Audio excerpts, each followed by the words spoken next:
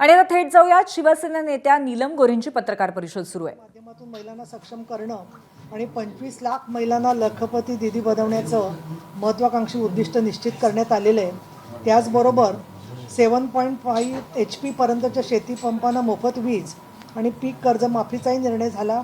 एकल महिलांचं निरीक्षण आणि सर्वेक्षण करण्याच्या संदर्भामध्ये अनेक वर्षापासून आमची मागणी होती आणि सरकारला आम्ही तसं निवेदनही दिलं होतं मे 2025 मध्ये। त्याच्यानुसार देखील ते अर्थसंकल्पात नमूद झालेलं आहे। त्याचबरोबर प्रत्येक जिल्ह्यामध्ये वैद्यकीय महाविद्यालय आणि सुपर स्पेशालिटी रुग्णालयं आणि HPV लसीकरण या संदर्भात देखील निर्णय झाला।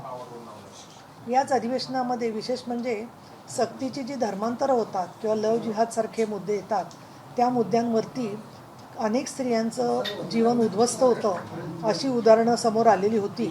परंतु सज्ञान व्यक्तींना दुसऱ्या धर्मामध्ये लग्न करण्यासाठी कायद्याने परवानगी आहे। या पार्श्वभूमीवरती धर्मांतरणाच्या संदर्भातला एक कायदा देखील मंजूर झाला, ज्या संदर्भामध्ये 2006 साली मी सन्माननीय RR पाटील गृहमंत्री असताना सभागृहाचं अशासकीय ठरावाच्या मार्फत लक्ष वेधलं होतं की काही वेळेला अन्नाचं आमिष देऊन, तर काही वेळेला नोकरीचं आमिष देऊन, तर काही वेळेला परदेश प्रवासाचं आमिष देऊन धर्मांतरण केलं जातं। त्याच्या विरोधामध्ये कायदा करण्यात यावा, तर त्याबद्दलचा सरकारने पूर्ण आढावा घेऊन तो देखील कायदा या अधिवेशनामध्ये मंजूर झाला। दुसरं म्हणजे एक सारखा प्रश्न आपण विचारत होता, समाजी विचारत होता की शक्ती कायद्याचं काय झालं।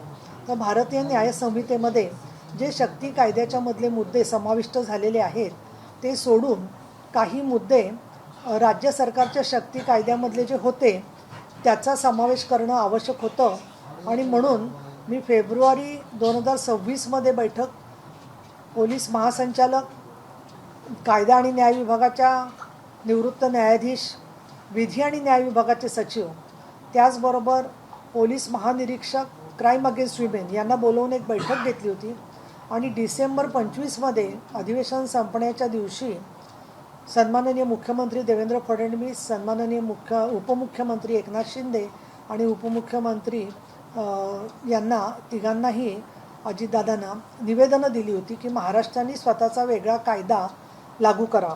तर विशेष मला आनंद वाटतो की भारतीय न्याय संहिता महाराष्ट्र सुधारणा विधेयक 2026 त्यानुसार आलेलं आहे आणि त्याच्यानुसार ॲसिड फेकणं आणि ॲसिडच्या मधले वेगवेगळ्या प्रकारचे जे पुरावे असतात ते नष्ट करण्याच्या संदर्भात आळा घालणं, त्याच्याचबरोबर डिजिटल सुधारणा याबद्दलचं हे विधेयक मान्य करण्यात आलेलं आहे।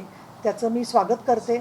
त्याखेरीज राजकीय घडामोडीवर बोलत असताना सामाजिक प्रश्नांसंदर्भात सुद्धा आपण पाहिलं की पुणे, ठाणे, बदलापूर या ठिकाणी महिलांचं शोषण करून बिजांड विक्री करणाऱ्या आंतरराज्यीय रॅकेटचं सुद्धा दखल घेतली गेली। त्याच्यासाठी SIT नेमण्यात आली होती। मी स्वतः त्या SIT नेमावी म्हणून माननीय मुख्यमंत्र्यांना निवेदन दिलेलं होतं। अजून एक विशेष घटना घडली आणि ते म्हणजे ऊसतोड महिला कामगारांच्या प्रश्नावर गेले 6 वर्ष मी सातत्याने पाठपुरावा करते।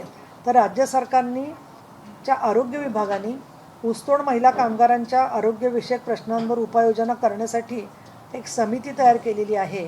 त्याच्यावरती त्या विषयातले तज्ज्ञ महिला आमदार आणि त्याचे संचालक आरोग्य विभागाचे संचालक असून अध्यक्ष म्हणून माझ्यावर जबाबदारी टाकण्यात आलेली आहे आणि त्याची ABP माझा, उघडा डोळे बघा नीट।